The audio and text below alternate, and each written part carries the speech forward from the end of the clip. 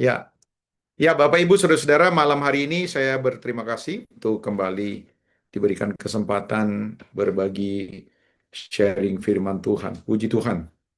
Hari ini kita akan dengar satu tema yang Tuhan taruh di dalam pengurus kan kebenaran apa takut. Dari tema ini tentu saudara-saudara dua yang perlu dicermati. Kata siapa takut? Yang pertama tentu ada dugaan bisa saja ada orang-orang yang takut tentunya. Makanya ada tema ini kan. Melakukan kebenaran, siapa takut? Gitu. Jangan-jangan diduga bisa saja ada orang-orang percaya yang takut melakukan kebenaran. Yang kedua, tentu saudara-saudara dari tema ini kita diajar untuk betul-betul ya jadi tidak takut. Menjadi orang-orang yang berani ya tampil beda di tengah-tengah angkatan yang bengkok hatinya ini untuk melakukan kebenaran. Ada ada tiga hal yang ini saya ingin sampaikan. Hal yang pertama, saudara, kenapa kita perlu perhatian bahwa sebagai orang-orang percaya kita tidak boleh takut melakukan kebenaran. Ya. Hal yang pertama, saya ingin saudara-saudara untuk melihat apa sih yang dinamakan kebenaran itu dulu kan. Jangan-jangan kita eh, salah definisi gitu. Sehingga apa yang saya maksudkan tidak kesampaian. Atau kita sama-sama sudah tahu, namun kembali kita ditegaskan kembali.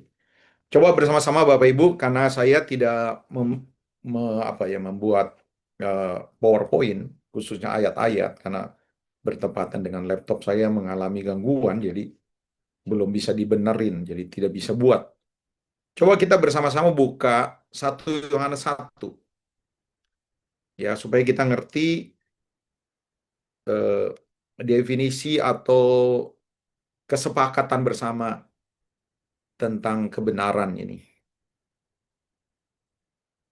Di dalam 1 Yohanes 1, ya 1 Yohanes 1 ayat yang ke-6. Dikatakan ini, jika kita katakan bahwa kita beroleh persekutuan dengan Dia namun kita hidup di dalam kegelapan, kita berdusta dan kita melakukan kebenaran. Jadi artinya eh, kebenaran adalah kehidupan di dalam kegelapan. Semua bentuk aktivitas kehidupan di dalam kegelapan adalah ketidakbenaran.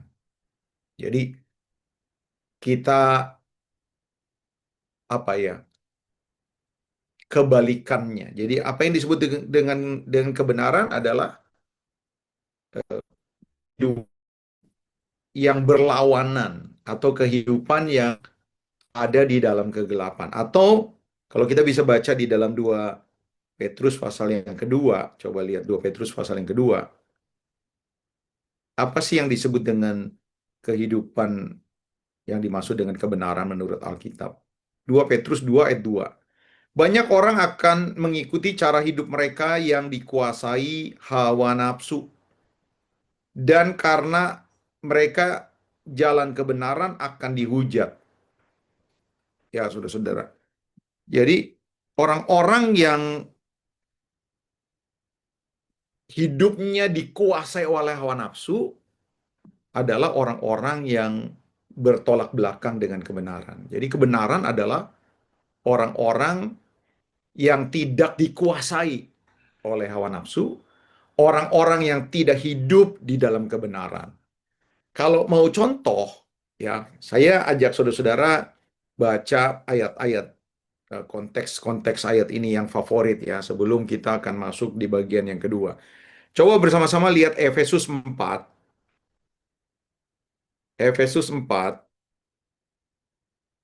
ayat 21 saja mulai. Efesus 4 ayat 21 dikatakan gini, karena kamu telah mendengar tentang dia dan menerima pengajaran di dalam dia menurut kebenaran yang nyata dalam Yesus, yaitu bahwa kamu berhubung dengan kehidupan kamu yang dahulu, yang tidak hidup di dalam kebenaran, maksudnya harus menanggalkan manusia lama yang menemui kebinasan oleh hawa nafsunya. Lihat, tadi diulangi. Jadi kehidupan yang benar atau melakukan kebenaran adalah orang-orang yang tidak dikendalikan oleh hawa nafsu. 23, supaya kamu dibaharui di dalam roh dan pikiranmu dan mengenakan manusia baru yang telah diciptakan menurut kehendak Allah di dalam kebenaran dan kekudusan yang sesungguhnya. Karena itu, nah ini tadi saya bilang, ada beberapa mungkin praktek-praktek tindakan yang tidak hidup di dalam kebenaran, yang dikendalikan oleh kegelapan dan hawa nafsu. Karena itu buanglah misalnya dusta gitu ya. Ya dusta, tipu. Berarti kalau misalnya kebenaran ya berlawanan. Kebenaran berarti kehidupan yang berintegritas, kehidupan yang jujur, dikatakan gitu. 26, apabila kamu menjadi marah. Jadi orang yang dikuasai oleh kegelapan, hidup dalam kegelapan dan hawa nafsu, ya kemarahan, kegeraman. Kebalikannya apa? Ya penuh dengan pengampunan, kelemah lembutan. Ini kebenaran. Kasih mesra. Seperti itu kan. 27, jangan beri kesempatan kepada iblis, orang yang mencuri. Tuh, ini orang yang dikuasai hawa nafsu dan hidup dalam kegelapan. Mencuri. Ya, kebalikannya hidup dalam kebenaran apa? Ya, dikatakan, ya dia hidup jujur, bekerja keras, hidup tanpa korup, gitu. Ayat yang ke-29, jangan ada perkataan kotor. Ya, orang-orang yang hidup di dalam kegelapan dan hawa nafsu, tentu akhirnya ngomongnya kotor, jorok, ngomongnya sia-sia, gitu. Joknya jok jorok, kotor. Beberapa orang ngomongnya kasar, ngomongnya pahit, gitu. Seperti itu. Tentu kebalikannya kalau mau lihat kebenaran ya, kebenaran omongannya ya kudus, omongannya membangun, gitu. Omongannya lembut, gitu. Omongannya tidak kasar, gitu. Coba kita lihat misalnya Efesus 5 ya, sebelum ini masih bagian yang pertama ya. Efesus 5 ayat 3 mulai. Efesus 5 ayat 3. Dikatakan ini orang yang hidup di dalam kegelapan dan hawa nafsu. Jadi kalau kita baca ini, mau tahu kebenaran, ya kebalikannya. Misalnya, tetapi percabulan, rupa-rupa kecemaran, keserakahan, disebut saja pun jangan di antara kamu sebagaimana sepatutnya bagi orang-orang kudus. Nah, jadi ya hidup kegelapan dan hawa nafsu ya itu percabulan. Ya, begitu banyak orang hidup di dalam percabulan dan turunan-turunannya, kecemaran, kenajisan. Tapi bagaimana dengan kebenaran? Ya, hidup di dalam kebenaran, kekudusan. 4. Demikian juga perkataan kotor, tadi udah keulang ya, di ini Efesus 4 mirip nih. Perkataan kotor, kosong, sembrono. Tapi kebenaran apa? Perkataan yang kudus, baik, perkataan yang benar. 5. Karena itu ingatlah baik-baik, tidak ada orang sundal, ya persundalan, orang-orang serakah. Ini orang-orang yang hidup di dalam kegelapan nih, nah, hawa nafsu. Penyembah berhala yang mendapat bagian dalam kerajaan Allah. Janganlah kamu disesatkan orang dengan kata-kata hampa, karena hal-hal demikian mendatangkan murka Allah atas orang-orang durhaka. Sebab itu janganlah kamu berkawan dengan mereka. Memang dahulu kamu adalah kegelapan, tadi diulangi lagi kan. Tetapi sekarang kamu adalah terang Tuhan, dan sebab itu hiduplah sebagai anak-anak terang. Karena terang hanya berbuahkan kebaikan, ya, keadilan, kebenaran. 11. Janganlah turut mengambil bagian dalam perbuatan-perbuatan kegelapan yang tidak berbuah apa-apa, tetapi sebaliknya telanjangilah atau berbuatlah kebenaran. Seperti itu. Nah, jadi Itu yang pertama, bagian yang pertama. Kalau kita disuruh melakukan kebenaran, siapa takut? Kebenaran itu adalah eh, kebalikan perbuatan-perbuatan yang dikuasai oleh hawa nafsu dan kegelapan. Ya, kalau misalnya hawa nafsu itu serakah, tapi kebenaran berarti kebalikannya. Tipu, korup, kebenaran kebalikannya. Dan kebenaran itu adalah ya Kristus itu sendiri. Jadi kalau mau lihat kebenaran seperti apa, ya jadilah seperti Yesus. Itu yang pertama. Nah, sekarang yang kedua. Ya, yang kedua, kenapa kita perlu betul-betul memperhatikan dan merenungkan tema ini? Ya, melakukan kebenaran siapa takut? Nah, yang kedua ini, saudara-saudara, ada nubuatan ya, ada beberapa hal. Ada nubuatan tentang di akhir zaman munculnya memang orang-orang yang betul-betul hidup di dalam kegelapan. Udah dinubuatin, coba ya. Jadi hati-hati, kita bisa berada di antara mereka. Dan kita juga boleh memperhatikan keturunannya, anak-anak kita. Jangan sampai masuk di dalam golongan ini nih.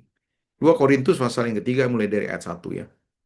Dikatakan ini, ketahuilah bahwa pada hari-hari terakhir akan datang masa yang sukar. Ya, akhir zaman sekarang ini akan semakin sulit kan. Dan kecenderungannya, turunannya adalah begini. Manusia akan mencintai dirinya sendiri. Menjadi hamba uang. Mereka akan membual, menyombongkan diri. Mereka menjadi pemfitnah. Mereka akan berontak terhadap orang tua. Tidak tahu berterima kasih. Tidak memperdulikan moral ini ya, agama ini.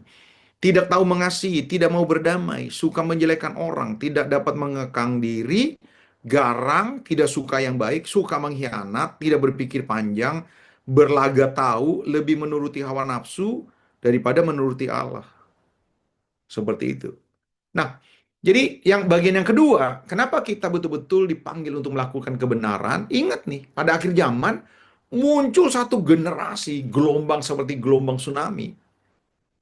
Satu generasi yang ini tidak memperdulikan moral, tidak tahu bergarang, fitnah, membual, ya, sudah begitu banyak, menuruti hawa nafsu ini. Memang udah dinubuatin, makanya kita perlu hati-hati. Karena apa? Karena selain nubuatan tentang itu, Yesus sendiri menubuatkan, terutama lebih spesifik kepada kita. Jadi, bisa saja peringatan Tuhan Yesus ini terjadi di antara orang-orang percaya. Seperti yang ditulis misalnya di dalam Lukas 9 ayat yang ke-16. Sorry, Lukas 9 ayat yang ke-26. Coba buka Lukas 9 ayat yang ke-26.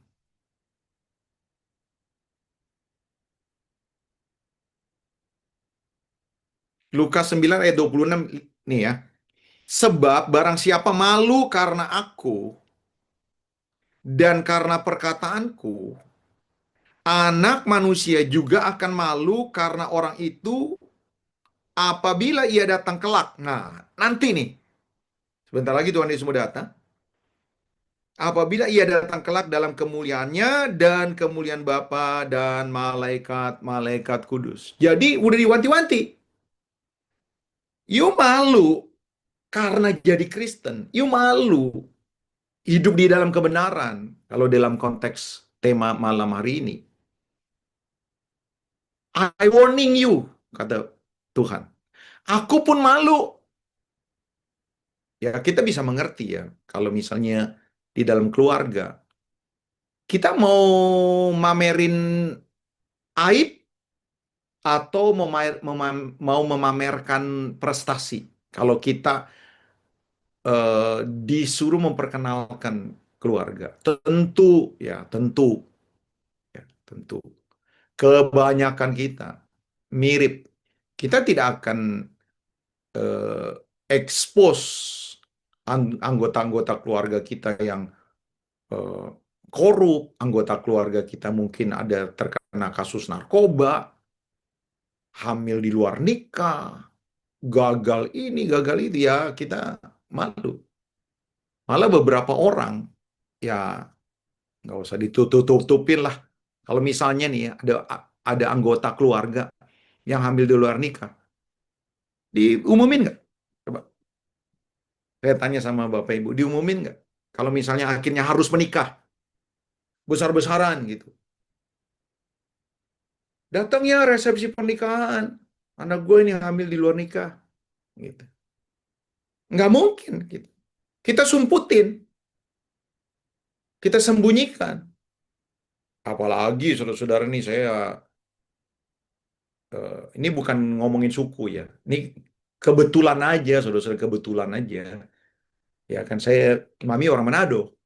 Wow, orang Manado lagi, saudara-saudara. Itu kalau misalnya hal-hal yang aib-aib, wow, udah disumputin.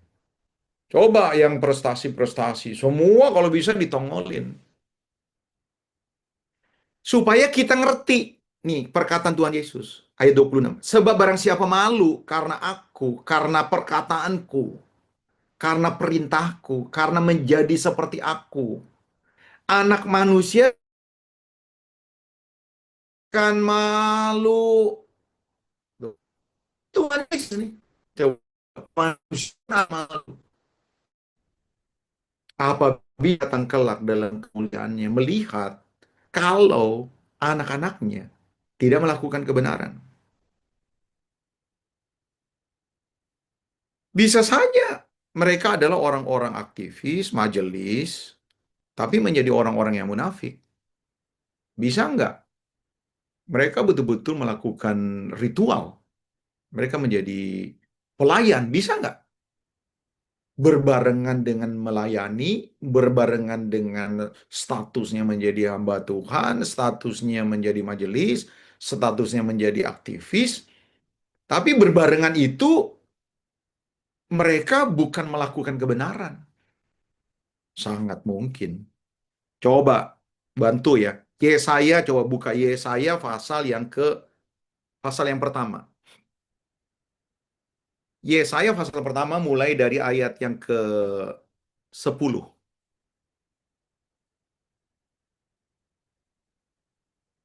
Ah, ini keren ini. Coba ya. Bapak Ibu coba perhatiin ini.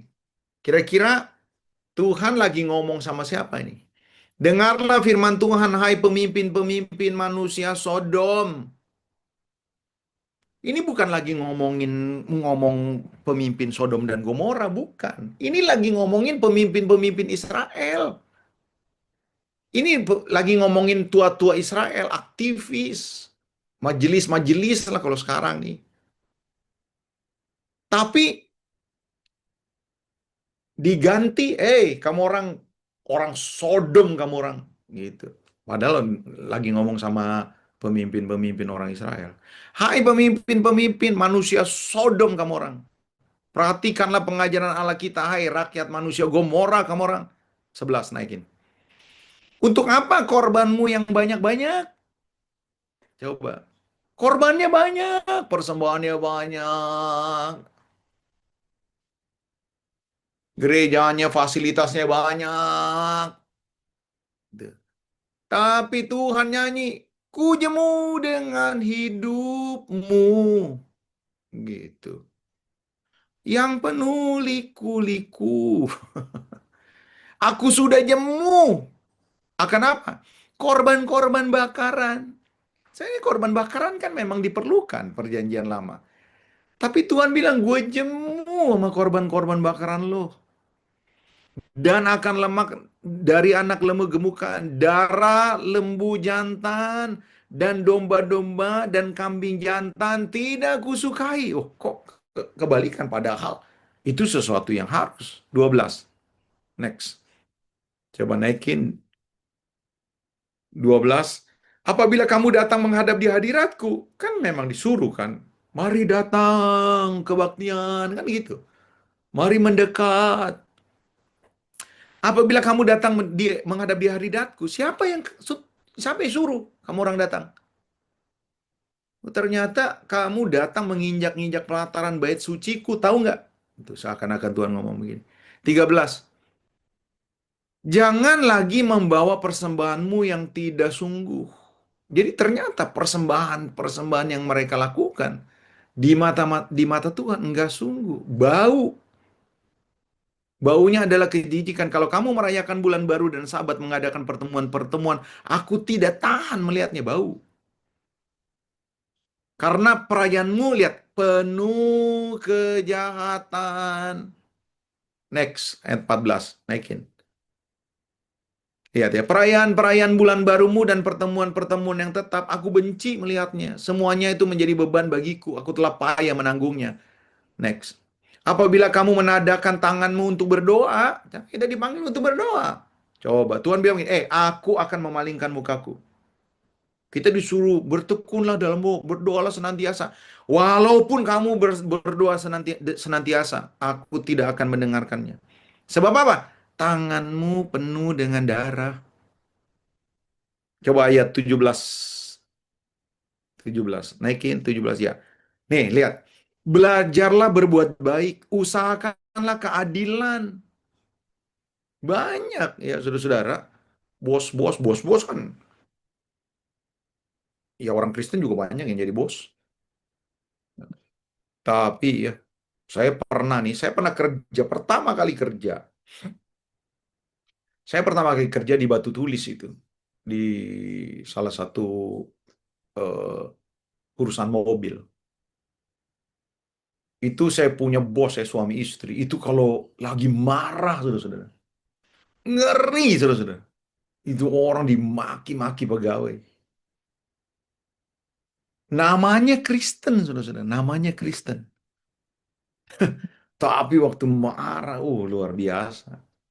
Ada perusahaan-perusahaan yang kasih karyawan gajinya begitu kecil. Ya kita susah, tapi betul-betul nggak adil, saudara-saudara.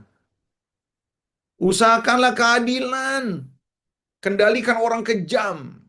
Belalah anak, belalah hak anak-anak yatim. Perjuangkanlah perkara janda-janda. Coba ayat 23, turun 23. 23. Nih lihat. Para pemimpinmu adalah pemberontak, bersekongkol dengan pencuri. Mereka suka menerima suap dan mengejar sogok. Mereka tidak membela hak anak-anak yatim. Dan perkara janda-janda tidak sampai kepada mereka. Coba lihat. Malah kalau kita baca di dalam eh, eh, tulisannya Yeremia di di kitab Yeremia, ya ini kan pada masa-masa Israel betul-betul hidup di dalam dosa itu, diperintah oleh Yoyakim dan Zedekia. Itu dari yang besar sampai yang kecil, dari rakyat, dari imam, coba dari pemimpin sampai rakyat, dari imam sampai rakyat biasa, mengejar keuntungan. Ngeri, saudara-saudara. Nggak ada yang berani tampil. Nggak ada yang berani untuk nyatakan keadilan. Nggak ada yang berani protes. Diam aja. Nanti nanti saudara lihat ya. Apa sih yang disebut dengan kebenaran? Kebenaran tuh bukan cuma tidak melakukan dosa. Ya, nanti di bagian yang terakhir saya agak singgung sedikit. Jadi bagian yang kedua ini ya saudara-saudara, ada nubuatan tentang adanya gelombang tsunami orang-orang yang hidup di dalam kegelapan, bukan di dalam kebenaran. Kalau Tuhan Yesus menubuatkan, ya jangan sampai aku malu ya nanti ya, ketika akhir zaman kita ketemu, gitu. So, ada orang-orang yang munafik, yang melayani, aktivis, wah luar biasa. Tapi lihat, sampai Tuhan bilang, bau, kamu orang punya pelayanan bau. Karena melakukan juga kejahatan seperti itu. Atau begini ya, lihat ya saudara-saudara, ke, melaku, tidak melakukan kebenaran, ada beberapa orang yang mungkin tidak berbuat dosa, ya ingat nih, tidak berbuat dosa, tapi mengabaikan tanggung jawab. Enggak berzina, enggak mencuri. Kan kelihatannya kan enggak berbuat dosa, enggak. Tapi dengar di mata Tuhan, perbuatan kegelapan tuh termasuk bukan cuma berhenti berbuat dosa, tapi tidak berdampak buat orang itu juga perbuatan kegelapan itu di mata Tuhan. Karena Tuhan ingin kita jadi terang, artinya berdampak buat orang. Makanya di dalam firman Tuhan bilang, kalau kamu meletakkan lampu, nggak mungkin di bawah gitu loh. Bagaimana bisa menerangi orang? Coba lihat bersama-sama Efesus 4:28 dan 29. Ini dua ayat nih paralel, tapi contohnya beda. Ya, sebenarnya sama. Coba buka Efesus 4 ayat 28 dan 29. Tolong. Efesus 4.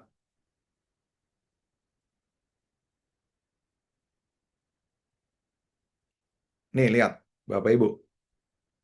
Orang yang mencuri, janganlah ia mencuri lagi. Ah, kan? Lihat. Apakah cuma sampai di situ? Melakukan kebenaran, melakukan apa yang Tuhan mau, sang kebenaran? Tidak. Orang yang mencuri, janganlah ia mencuri lagi. Apakah cuma sampai situ? No. Nih, lihat nih. Yang disebut kebenaran. Tetapi baiklah ia bekerja keras. Bekerja. Tapi bukan cuma kerja. Bekerja keras. Dan melakukan pekerjaan yang baik. Bukan cuma keras. Tapi excellent. Baik. Dengan tangannya sendiri. Ya, yang begini akan dipertahankan bos. Sementara PHK banyak, tentu dia akan mempertahankan bukan cuma yang kerja keras, tapi yang excellent. Orang ini akan bisa survive, bisa punya duit. Tapi apakah duitnya itu untuk hanya untuk diri sendiri, kepentingan diri sendiri? Tidak, kebenaran itu sampai begini. Supaya, lihat, ia dapat membagikan sesuatu kepada orang yang berkekurangan. Itu kebenaran. Jadi bukan cuma berhenti melakukan kegelapan, bukan. Tapi sekaligus menelanjanginya. Artinya melakukan jauh lebih dari sekedar tidak berbuat dosa. Tapi berdampak. Sama ayat 29 nih, lihat nih. Coba naikin sedikit. Ayat 29. Janganlah ada perkataan kotor keluar dari mulutmu. Jadi yang disebut dengan kebenaran bukan sekedar akhirnya berhenti ngomong kotor. Tapi lihat nih, janganlah ada perkataan kotor keluar dari mulutmu, tapi pakailah perkataan yang baik. Ngapain? Untuk ngapain? Untuk membangun. Supaya apa? Supaya orang dapat kasih karunia. Wah, dengar omongan kita, orang dapat kasih karunia. Dengar omongan kita, orang yang lemah, orang yang berduka, orang yang depresi. Dengar omongan kita, dapat kasih karunia. Gitu. Jadi, melakukan kebenaran, siapa takut? Kebenaran itu bukan cuma tidak melakukan dosa, tapi kebenaran itu adalah juga melakukan sesuatu yang berdampak buat orang. Kebenaran bukan cuma tidak melakukan dosa, tapi juga, lihat nih ya saudara-saudara ya, tidak diam terhadap perilaku atau kebijakan yang korup. Makanya saudara-saudara, orang-orang Kristen nih di satu sisi ya mereka orang yang baik ya. Tapi sedikit berikan protes, kritikan kepada pemimpin-pemimpin yang mungkin lakukan tindakan yang tidak pro rakyat. Tidak menyuarakan bersatu, malu, waduh, ambil satu kalau perlu. Betul-betul secara masif. Ya, ini perlu betul-betul dipikirin ya. Tapi ini merupakan ide yang datang dari Tuhan. Suarakan kebenaran kepada pemimpin yang korup. Kepemimpin yang tidak pro dengan kemakmuran, kesejahteraan, dan keadilan. Walaupun, saudara-saudara, Mungkin kita minoritas, tidak populer mungkin. Tapi bukan berarti kita kita diam. Jadi ingat nih, melakukan kebenaran bukan cuma tidak berbuat dosa, tapi ketika kita diam terhadap perilaku korup, terutama terhadap pengambil-pengambil kebijakan. Coba buka Yeremia pasal yang ke-22. Yeremia sampai di penjara loh, saudara-saudara. Karena dia protes sama rajanya. Yeremia itu ada ketika rajanya Yoyakim, rajanya Zedekia, ya. Ini keras sekali. Coba lihat Yeremia pasal yang ke-22 ya. Yeremia 22 sebentar.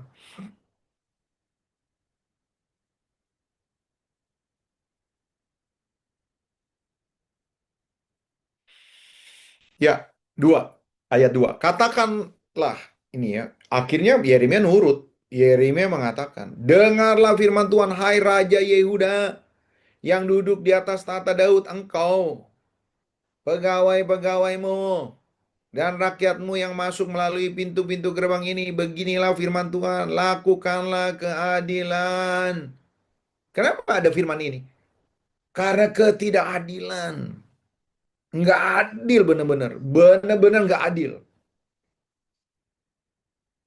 Lakukanlah kebenaran. Lepaskanlah dari tangan pemeras orang-orang yang dirampas haknya.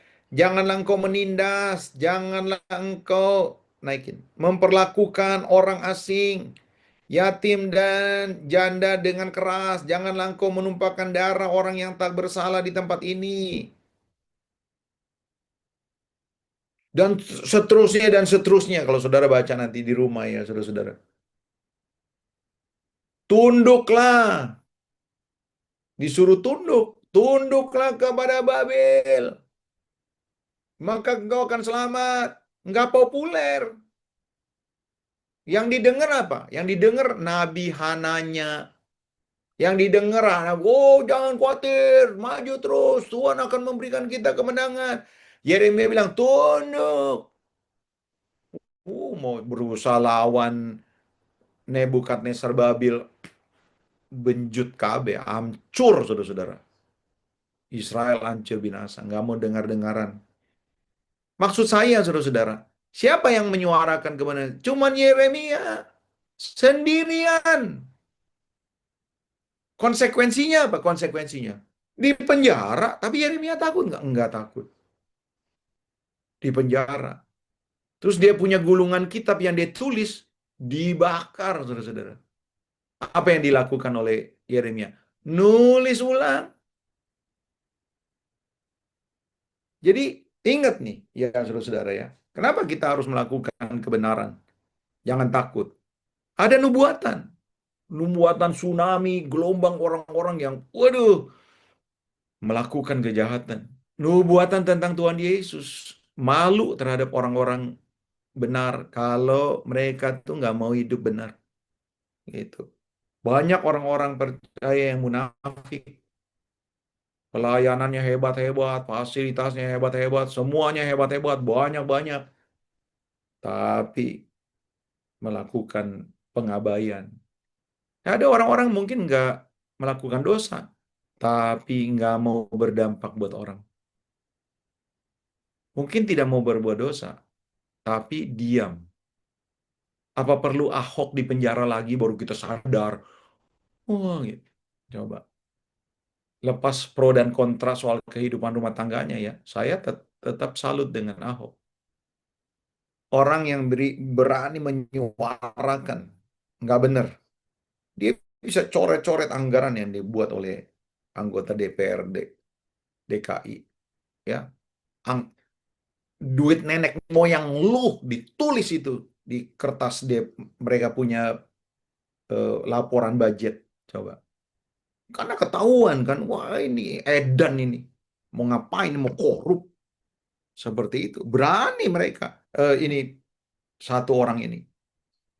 Nah ini yang sedikit sekali. Padahal Orang Kristen kan bukan cuma 100 orang atau 200 orang, bukan 1 juta orang. Orang Kristen di Indonesia juga ada banyak. Tapi berapa banyak betul-betul kita lihat ada keseragaman, betul-betul menyuarakan eh, kebijakan-kebijakan yang korup, kebijakan-kebijakan yang tidak pro terhadap kebenaran. Yang kedua, yang terakhir, kenapa kita tidak perlu takut? Ya, kenapa kita tidak perlu takut? Yang terakhir adalah, ingat ya, melakukan kebenaran.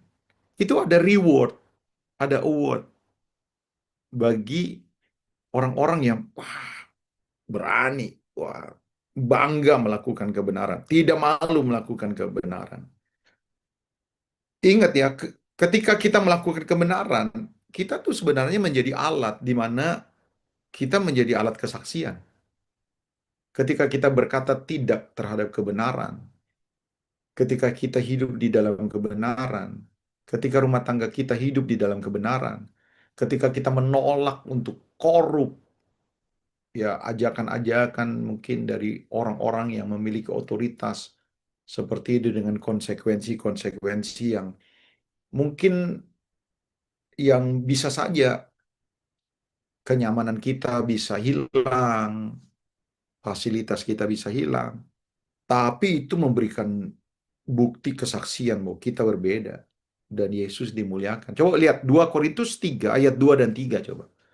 Ini ayat juga favorit cuman kita ingat lagi. Korintus 3 2 dan ketiga.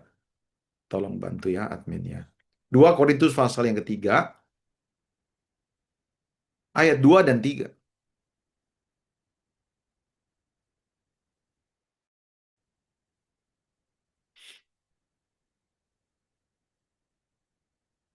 Ya dikatakan gini ayat 2. Kamu adalah surat pujian kami yang tertulis dalam hati kami yang dikenal, lihat, dapat dibaca oleh siapa? Oleh beberapa orang? No. Oleh semua orang. Di mana kita digiring Tuhan ada di area-area tertentu. Karena telah nyata bahwa kamu adalah surat Kristus.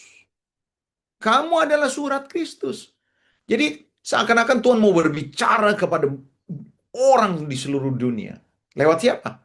Lewat orang-orang percaya. Yang apa? Yang melakukan kebenaran. Ya orang-orang yang melakukan kebenaran pasti ya berkenan lah. Ada reward pasti. Makanya saudara-saudara, kalau saudara baca di dalam 2 Korintus pasal yang keempat, ini kehidupan Rasul Paulus. Ini menurut saya ini orang tanda kutip ya, ini edan ini menurut saya. 2 Korintus 4 ayat yang ke 16 sampai 18. Coba. 2 Korintus 4 ayat 16. Sebab itu kami tidak tawar hati, tidak takut, tidak malu gitu ya. Untuk melakukan kebenaran konteksnya dalam tema malam hari ini. Tetapi meskipun manusia lahiriah kami semakin merosot, namun manusia batiniah kami dibaharui dari sehari ke sehari. Sebab penderitaan ringan yang sekarang ini, kalau saya tambahin dalam kurung, dalam melakukan kebenaran, mengerjakan bagi kami, lihat, kemuliaan kekal. Ini ayat favorit. Jadikan ayat ini ayat favorit juga buat saudara. Lihat ya. Lakukan kebenaran, bukan untuk masuk surga. Ini. Tapi lakukan kebenaran itu untuk ayat 17. Sebab penderitaan ringan yang sekarang ini mengerjakan bagi kami kemuliaan kekal yang, wah ini ayat favorit kita ini, melebihi segala-galanya. Melebihi berenebon kaki babi. Melebihi montong palu duren. Melebihi seks. Melebihi jalan-jalan ke Israel 7 hari. Lalu setelah itu ke Dubai 3 hari. Setelah itu ke Raja Ampat 4 hari. Ya, melebihi sorak-sorai tepuk tangan 11.000 orang di Istora Senayan karena anak kita umur 11 tahun juara piano se-Indonesia. Oh, tepuk tangan buat anak kita. Melebihi segala-galanya. Coba lihat. Kemuliaan kekal. Brother and sister, Bapak Ibu dengar nih. Kemuliaan kekal itu melebihi segala-galanya. Harusnya ini yang kita perjuangkan. Makanya saudara-saudara, saudara lihat kenapa rasul-rasul perjuangannya sampai mati, Pak. Mati. Bukan ngeluarin berapa ribu, bukan berapa juta. No, no, no, no. Mati. Sampai rela mau mati. Ngapain mati konyol begitu? Bukan mati konyol. Ada sesuatu yang mereka perjuangkan. Apa? Kemuliaan kekal yang melebihi segala-galanya. Jauh lebih besar dari penderitaan kami. 18. Sebab kami tidak memperhatikan yang kelihatan, melainkan yang tidak kelihatan. Apa itu? Ya kemuliaan kekal yang melebihi segala-galanya. Karena yang kelihatan sementara jabatan gara-gara nggak mau kehilangan jabatan, udah ikut kompromi, udah diem lah lu cicing wae, ya lu jangan ngomong macam-macam seperti itu. Nggak mau menyuarakan kebenaran, nggak mau kasih kritikan, nggak mau kasih masukan bahwa ini sesuatu yang keliru, tidak berkenan, ini sesuatu yang salah, nggak mau. Coba, padahal ya sementara aja jabatan. Keindahan tubuh sementara, jalan-jalan sementara, semuanya sementara. Banyak orang rela ngejar sampai kompromi-kompromi hanya untuk yang sementara. Beda dengan Rasul Paulus. Coba kalau lihat perjalanan hidupnya, 2 Korintus 11 coba, ayat 23.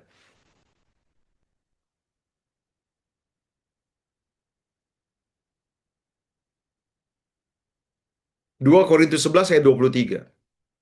Coba. Ngapain sampai sampai begini coba? Demi melakukan kebenaran sampai begini. Mau ngapain?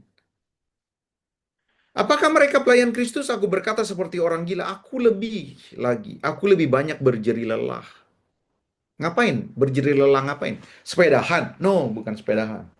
Naik gunung? Touring? No. Melakukan kebenaran. Lebih sering di dalam penjara coba. Berarti kan tidak satu kali. Kenapa sampai di penjara?